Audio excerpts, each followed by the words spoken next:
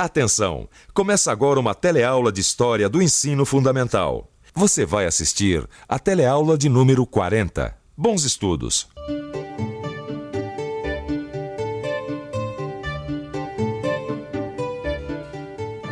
O eixo principal do curso de História do novo telecurso foi a História do Brasil. E como vimos, esse Brasil que conhecemos está e esteve conectado com um mundo que vai além de nossas fronteiras na América e abarca povos indígenas, europeus, asiáticos e africanos. Durante o curso, nosso olhar atravessou os oceanos e as montanhas e florestas da América, conhecendo mais sobre povos aparentemente distantes de nós no tempo e no espaço. Percebemos que somos parte de um mundo muito grande, que produziu conhecimentos e ideias que chegaram até nós e nos fizeram ser o que somos. Na unidade 1, que se chama O Brasil na Construção de um Novo Mundo, estudamos a história dos povos indígenas da América, do seu encontro com os europeus no século XV e das relações que a partir dali se estabeleceram.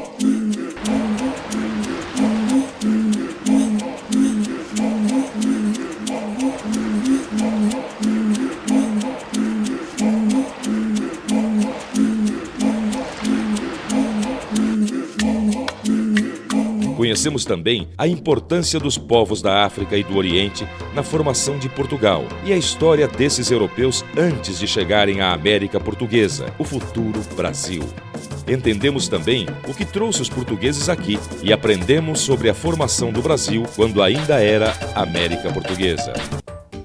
Na unidade 2, chamada O Brasil e o Mundo Atlântico, compreendemos como as navegações transoceânicas e as interações entre a América e outros continentes modificaram amplas áreas do mundo entre os séculos 17 e 18. Para entender como foi a formação do mundo atlântico, vamos fazer uma revisão. Eu me lembro que na aula 4, aprendi que os portugueses e espanhóis chegaram ao continente americano no século XV. E conquistaram terras nesta parte do mundo. Também aprendi que para não criar conflito entre os dois países ibéricos, até o Papa interveio, criando uma bula papal, isto é, um documento oficial que ficou conhecido depois como Tratado das Tordesilhas. Também já sei que os portugueses, ainda no século XV, partiram para a África e para o Oriente, onde existiam produtos muito cobiçados no mercado europeu. Mas não querendo perder a terra que tinham acabado de conquistar, ou seja, o Brasil, resolveram iniciar a colonização deste território. Isso é uma coisa boa da gente pensar, né? Isso do Império Português. A gente fala muito em globalização hoje em dia, mas naquela época o mundo já vivia ligado por rotas comerciais, né? Vimos que no Brasil, as lutas dos escravos e a presença de indígenas, africanos e portugueses deram um formato totalmente original ao que viria a ser o nosso país. O Quilombo de Palmares, na Serra da Barriga, em Alagoas, foi o maior de todos os quilombos. Ele chegou a ter cerca de 20 mil habitantes e durou quase 100 anos, vivendo da agricultura de subsistência e do artesanato. O último líder de Palmares foi Zumbi, que é hoje herói do povo negro. O dia de sua morte, 20 de novembro, é o Dia Nacional da Consciência Negra. Nesta sociedade colonial, negros, homens livres, pobres e indígenas ocupavam uma posição subalterna e eram mantidos distantes do poder. O Brasil, que se tornou independente e imperial, continuou o projeto excludente da sua sociedade colonial, sendo sempre questionado por embates políticos e sociais.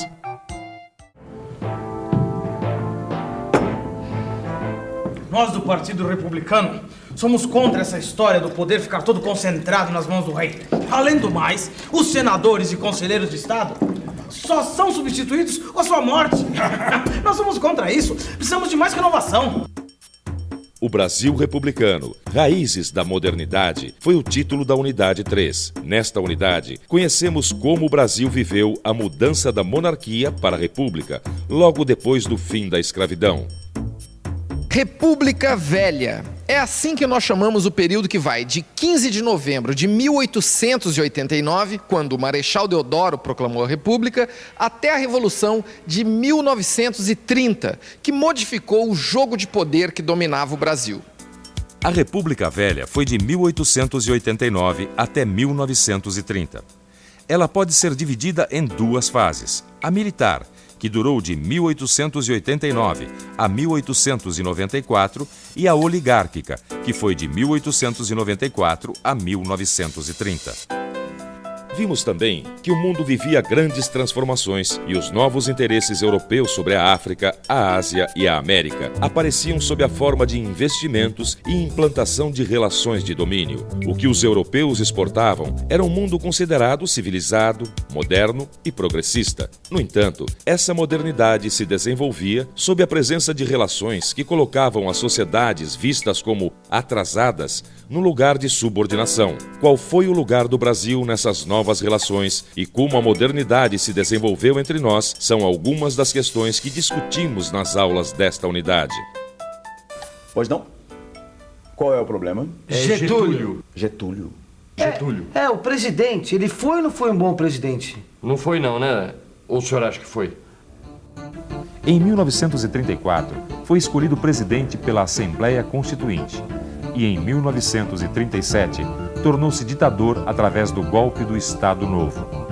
Foi deposto em 1945, mas voltou à presidência em 1950, eleito pelo voto popular. Getúlio Vargas não terminou seu mandato. Ele se suicidou no dia 24 de agosto de 1954. Na unidade 4, com o título O Brasil, entre a democracia e o autoritarismo, vimos que a primeira metade do século XX foi o tempo de guerras no mundo. Guerras que trouxeram sacrifícios de vidas e recursos materiais. Também acabaram por fazer surgir novas tecnologias e uma dependência através das relações econômicas. Ao mesmo tempo, a defesa da democracia ganhou as ruas e trouxe à tona muitas reivindicações. Aprendemos que o Brasil viveu esse período como um tempo de participação política e questionamento da ordem social conservadora e desigual. Assim, no Brasil como no exterior, as forças da ordem resistiram duramente à realização dos projetos de liberdade e maior igualdade social. O médico mineiro Juscelino Kubitschek elegeu-se deputado e governador de Minas Gerais antes de ser presidente da República. Depois que deixou a presidência da República, JK elegeu-se senador pelo estado de Goiás. Com o golpe militar, em 1964, Juscelino foi cassado. Isto é, teve seus direitos políticos suspensos por 10 anos. Você se lembra dessa música? Foi a música tema da campanha que elegeu Jânio Quadros presidente da República. Apesar de ter sido eleito com a maior votação obtida por um político até aquele momento, Jânio renunciou, mergulhando o país em grave crise institucional, que acabou resultando no regime militar. Apesar de os militares terem assumido o poder, eles não pensavam todos iguais. Dois grupos disputavam os rumos da chamada Revolução. Os moderados, com aspirações liberais, e os da chamada linha dura, que queriam endurecer cada vez mais o regime. É neste clima que se desenrola o governo do Marechal Castelo Branco. Com as eleições de 1965, o governo militar tem uma grande surpresa. A oposição vence as eleições em estados importantes como Minas e Guanabara. Para ser aceito pelo povo, esse regime tinha que ter sucesso em desenvolver o país e dar melhores condições de vida para a população. Usando o discurso de que era preciso ter estabilidade política para se desenvolver, esse regime reprimiu qualquer manifestação contrária a ele e acabou provocando um dos momentos mais duros da nossa história, os chamados Anos de Chumbo. A unidade 5 do curso de História se chamou O Brasil buscando novos caminhos no mundo globalizado. Nesta última unidade, compreendemos como as grandes transformações ocorridas no final do século XX mudaram o mundo. Vimos também que as últimas décadas do século XX vieram cheias de esperanças para os brasileiros. A vitória na luta contra a ditadura e a redação de uma nova Constituição anunciaram um tempo de liberdade no nosso país. 6 de março de 79. Assume o governo o último presidente do regime militar, João Figueiredo. Conhecido como general da abertura política, Figueiredo, já em seu discurso de posse, se propunha a dar continuidade, ainda que lenta e gradual, ao processo de abertura política.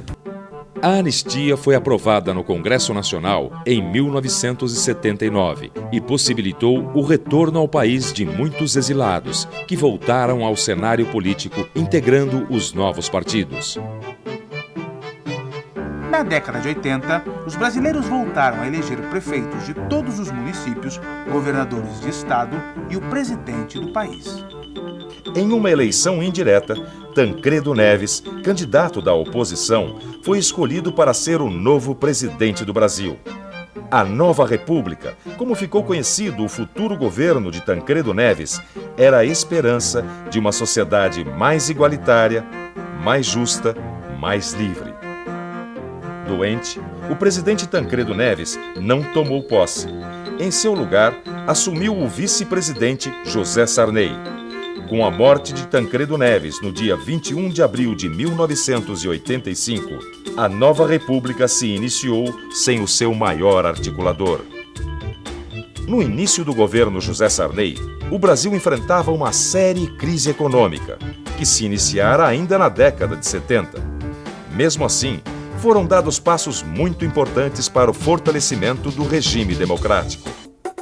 No dia 5 de outubro de 1988, foi promulgada a Constituição do Brasil, que em seu primeiro artigo definiu que o país teria um regime político democrático e presidencialista. As eleições presidenciais de 1989 foram realizadas em um momento de inflação alta, a conhecida crise econômica que o governo Sarney não conseguiu combater. No primeiro turno, foram mais de 10 candidatos concorrendo à presidência da República. Depois de uma campanha que contou com grande participação da sociedade e dos meios de comunicação, Fernando Collor de Mello derrotou Luiz Inácio Lula da Silva e foi eleito o primeiro presidente da Nova República. A mobilização da sociedade na defesa de seus direitos foi fundamental para influenciar os rumos da política e da história. Em várias cidades brasileiras foram realizadas grandes passeatas exigindo o afastamento do presidente. Nelas, a participação dos estudantes foi fundamental. Os cara-pintadas, como ficaram conhecidos, entraram para a história brasileira. Com a renúncia de Collor e a posse do vice-presidente Itamar Franco, formou-se um governo com o apoio de importantes partidos políticos. Tudo para restabelecer a normalidade democrática e conduzir o Brasil até as próximas eleições. Com o sucesso do Plano Real, Fernando Henrique Cardoso derrotou Luiz Inácio Lula da Silva nas eleições presidenciais de 1994. As instituições estavam fortalecidas. Pela primeira vez se diminuiu a desigualdade no Brasil. E não apenas a desigualdade, mas houve a promoção social das camadas mais pobres, que hoje não são a maioria. A maioria é chamada classe C, aquela que tem um nível de vida mais alto. Só isso já garantizaria o caráter social inédito do governo Lula. Mas a construção da democracia não se faz só com eleições, né? Não? Não, claro que não. A participação do cidadão na vida da comunidade é muito importante. E ainda bem que isso já está acontecendo. O Brasil entrou no século XXI buscando um caminho para reduzir a desigualdade social e se transformando para participar ativamente do mundo globalizado. Um mundo cada vez mais próximo, conectado e atravessado pelas questões ambientais que desafiam a humanidade nos tempos contemporâneos. O curso de História do Ensino Fundamental termina aqui. Mas aprender história não para nunca. A história está nos livros que lemos, nos filmes que assistimos, nas histórias que ouvimos e em tudo à nossa volta. Pegue o seu livro de estudos e o que aprendeu aqui e continue seu aprendizado. Até a próxima!